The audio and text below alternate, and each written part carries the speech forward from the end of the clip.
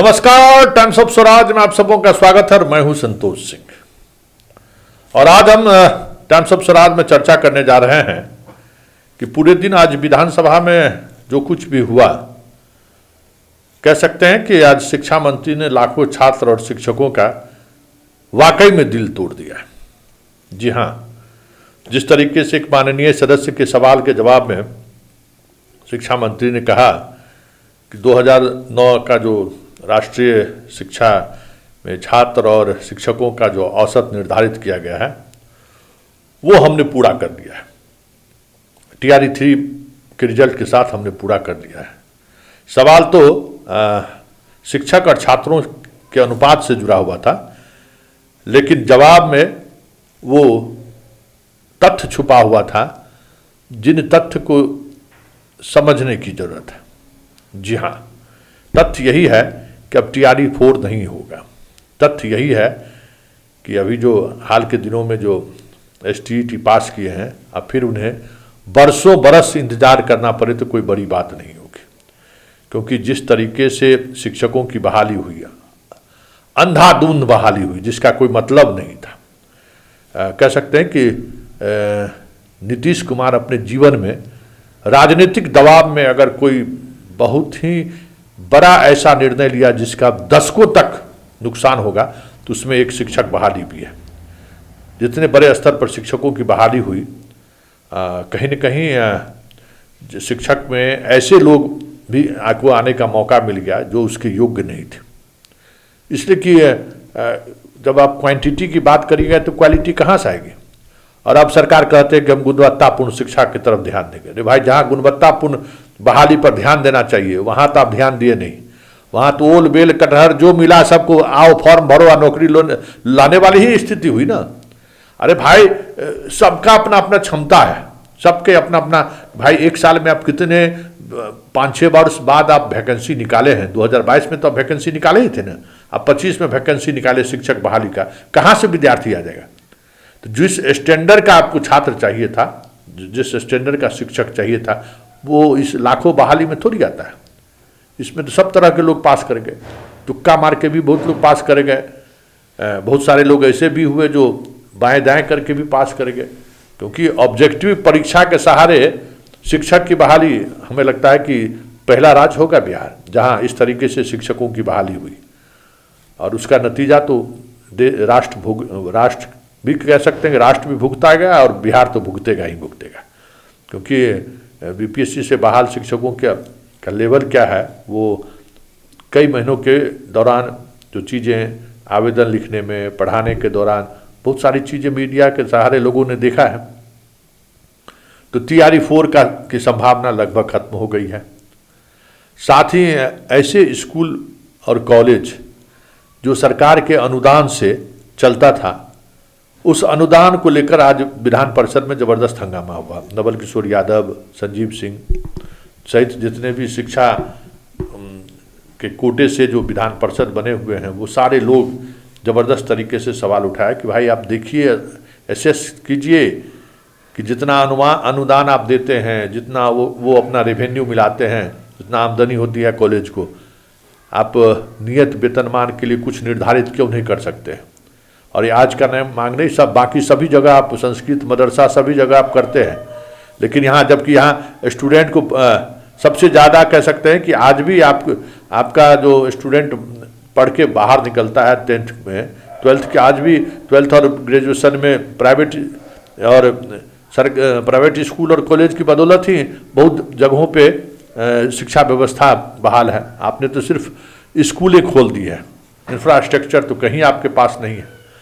बहुत सारे स्कूलें ऐसे हैं जहाँ 20-20, 30-30 गो टीचर है और 2 गो कमरा है, इंटरमीडिएट पढ़ा रहे हैं।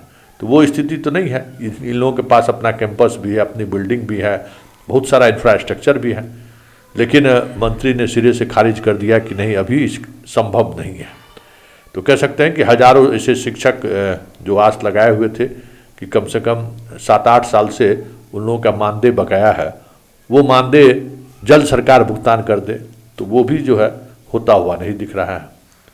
और वहीं ऐप पर अटेंडेंस बनाने को लेकर भी आज विधानसभा में काफ़ी गर्मा गर्मी रही, लेकिन सरकार अड़ी हुई है कि नहीं, ऐप के माध्यम से ही अटेंडेंस बनेगा और 95% शिक्षक ऐप के माध्यम से अटेंडेंस बना रहे हैं। जहां उर्दू वाले में समस्याएं हो रही हैं, तो शिक्षा मंत्री ने कहा कि 5000 के करीब हमारा उर्दू विद्यालय है, जहां हम शुक्रवार को छुट्टी ऐप में देते हैं और रविवार को खुला रहता है। बाकी जगह भी कहीं अगर इस तरीके से चल रहा है तो स्थानीय जो शिक्षा विभाग के पदाधिकारी हैं उनके माध्यम से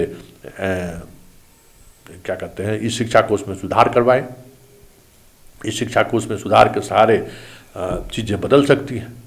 तो लेकिन हम ऐप के माध्यम से शिक्षकों की उपस्थिति को सुनिश्चित करेंगे और ऐप को और सुदृढ़ करेंगे। ऐप में कोई बदलाव की कोई गुंजाइश सरकार सोच नहीं रही है, बल्कि ऐप को और मजबूती से लागू करने के लिए सरकार कई तरह के विकल्पों पर विचार कर रही है।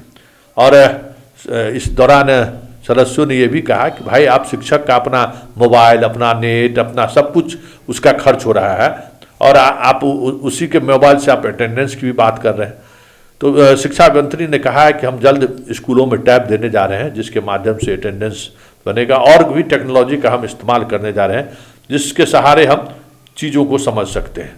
अब देखिए कब तक टैब या फिर क्या कहते हैं, पंच जो भी लगाते हैं कि CCTV कैमरा लगाते हैं, वो देखने वाली बात होगी कि किसके सहारे वो शिक्षकों को मॉनिटरिंग करते हैं। इस पर विभाग अंतिम निर्णय लेने की बात करके मंत्री उस प्रश्न का मतलब जो सदस्य थे वो संतुष्ट हो गए। तो एक बात ये भी रही, लेकिन सबसे दिलचस्प और मज़ेदार बात रही BPSC के मसले को लेकर कि भाई वो प्रोबेशन पीरियड में है लेकिन उनको मेडिकल की फैसिलिटी नहीं मिलती है। तो शिक्षा मंत्री ने इस तरीके से घुमाकर बातें को कहा उन्होंने कि जो बिहार सेवा संहिता है उसको हम लोगों ने उसी के तहत फॉलो करते हैं। तो बिहार सेवा संहिता में थोड़ी लिखा हुआ है कि 1 साल का 2 साल का प्रोबेशन पीरियड होगा, 2 साल तक हम डॉक्यूमेंट से जांच करेंगे, वो तो नहीं है। तो इसलिए और ना आप मेडिकल का अवकाश दे रहे हैं, ना शिक्षण अवकाश दे रहे हैं, बस महिलाओं को जो क्या कहते हैं पीरियड के दौरान जो 2 दिनों की छुट्टी होती है उसके अलावा तो कोई और छुट्टी वो जो राज्यकर्मी को जो मिला हुआ है वो आज तक नहीं मिल रहा है। तो ये सारी बातें कहीं न कहीं आज सदन में गूंजा। सदन में उन तमाम चीज़ों पर बहस भी हुई है और हमें लगता है कि 2 दिन 29 तक सदन है। शिक्षा मंत्री का पसीना छूटा हुआ है और पसीना इस कदर छूटा हुआ है कि सबसे ज़्यादा सवालों का जवाब शिक्षा मंत्री को ही देना पड़ रहा है। इस बार सबसे ज़्यादा सवाल भी शिक्षा विभाग से जुड़ा हुआ है और सवालों का जवाब देने के लिए भी मंत्री को सबसे ज़्यादा सदन में, दोनों सदन में उपस्थित रहना पड़ रहा है। लेकिन बड़ी बात यह है कि आज सरकार ने जिस गुणवत्तापूर्ण शिक्षा को लेकर छाती पीट रहा था या पीट रहा है कि हम तो अब गुणवत्तापूर्ण शिक्षा की बात कर रहे हैं, तो गुणवत्तापूर्ण शिक्षा के लिए गुणवत्तापूर्ण शिक्षक भी होना चाहिए। तो जिस बड़े स्तर पर आपने बहाली की है, क्या उस बहाल शिक्षकों के सहारे गुणवत्तापूर्ण शिक्षा बिहार के छात्रों को मिलना लगता है संभव है क्या? बड़ा सवाल है। और तमाम सवालों के बीच जो महत्वपूर्ण सवाल है कि अभी भी बहुत सारी चीज़ें ऐसी हैं जिसको लेकर विभाग सहज नहीं है और शिक्षक भी परेशान है।